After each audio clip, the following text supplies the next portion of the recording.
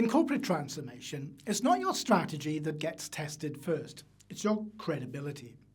Trust isn't built in boardrooms or carved into vision decks. It's built in the unspoken, in how you show up, in how you follow through and relate when things are ambiguous, tense, or shifting.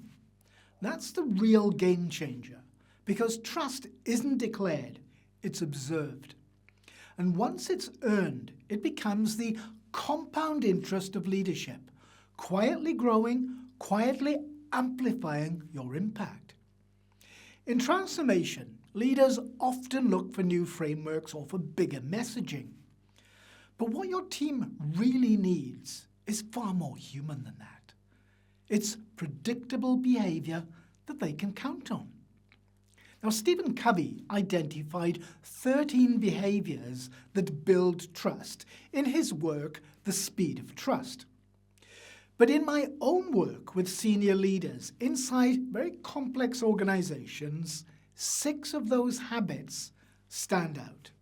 Not because they're talked about, but because they're lived. So let's explore those 6 and how they quietly create maximum impact. Now, one of the earliest signals of trustworthiness is clarity, especially when clarity comes with risk. In complex environments, ambiguity becomes a hiding place. It allows people to avoid tension, sidestep hard truths, and delay difficult conversations. But people don't trust silence. They trust leaders who say what needs to be said, especially when it's uncomfortable. It's not about being blunt. It's about being brave. Brave enough to offer clarity when the easy option is avoidance. These leaders bring tension into the open so the team can move forward. They address the inconvenient truths, and in doing so, they earn the kind of trust that doesn't need explaining. It's just felt. Because when people see that you don't flinch from reality, they don't just listen, they lean in. But speaking clearly is only half the equation. Leaders who are trusted don't just say the right things. They also make space for others to speak first. There's a big difference between pausing to let someone speak and genuinely seeking to understand. The latter is rare but very powerful. It's not performative listening. It's about being fully present with your attention, not just your ears. People know the difference and they can really feel it. And when they do, they respond with more honesty, more initiative, and a lot more care. That's not a coincidence. It's the product of a leader who understands that influence starts with empathy, not instruction. And those who listen really deeply often lead far more effectively, not because they speak better, but because they know more before they speak at all. Listening well builds trust in the moment, but sustaining trust over time requires something quieter and more demanding: consistency. It's very easy to show up well in big moments, but trust is built in the small ones.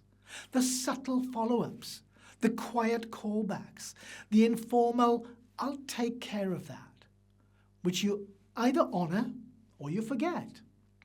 These small commitments are rarely tracked, but they're always remembered. You said you'd follow up. You said you'd check in. You said you'd handle something. Did you? Because people are always scanning. Can I depend on you, even when no one's watching? Trust erodes when those promises start to slip. But when your word is consistently backed up by quiet action, that's when people begin to anchor to you. That's when you become reliable under pressure. And it's not just the promises you keep, it's the clarity that you provide. One of the most overlooked responsibilities of leadership is eliminating ambiguity. People don't just want direction, They want to know what's expected, why it matters, and how their role fits the whole. When leaders fail to clarify, teams start guessing, and guessing what success looks like, guessing what they're responsible for, guessing what the outcome is meant to be.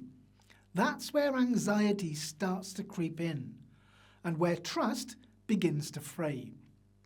Leaders who earn trust take time to make things clear. They don't just assign tasks, they give context. They create line of sight between role and result, between responsibility and rationale. And that clarity doesn't just remove noise, it builds the confidence that people need to act with autonomy. But clarity alone isn't enough. Trust also grows in how you represent others, especially when they're not in the room. What you say when someone steps out, that's when your leadership is really on display. People notice when you protect a colleague in their absence, when you take shared accountability, when you give credit to those who aren't there to hear it. And that signals integrity, not as a vague ideal, but as a consistent behaviour. And it really matters, because when your team sees that you won't trade someone's reputation for convenience, they respond with loyalty. They operate with trust, and they speak up more openly. And this creates psychological safety, not through slogans, but through what you prove in private. But respect and loyalty must be matched by something else, and that's delivery.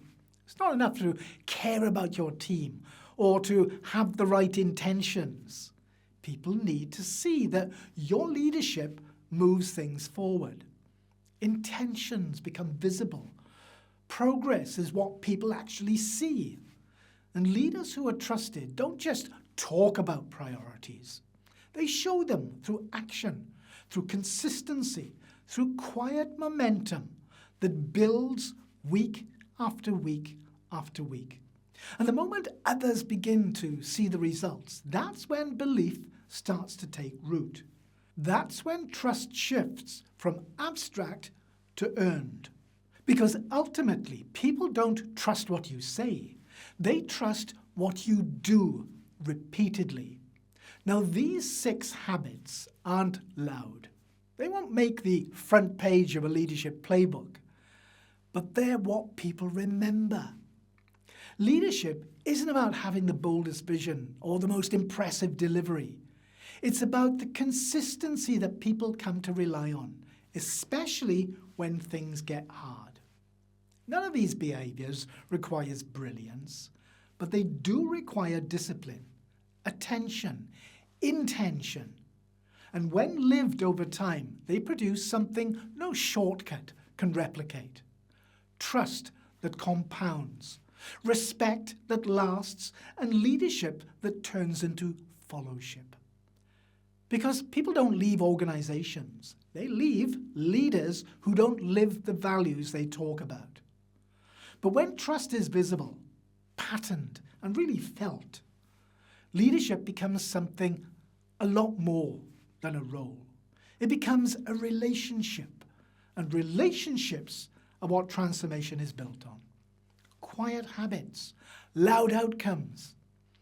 If you're ready to build those habits into how you lead and take your transformation capabilities to the next level, check out the links in the description below. Thanks for watching, and I'll see you in another video.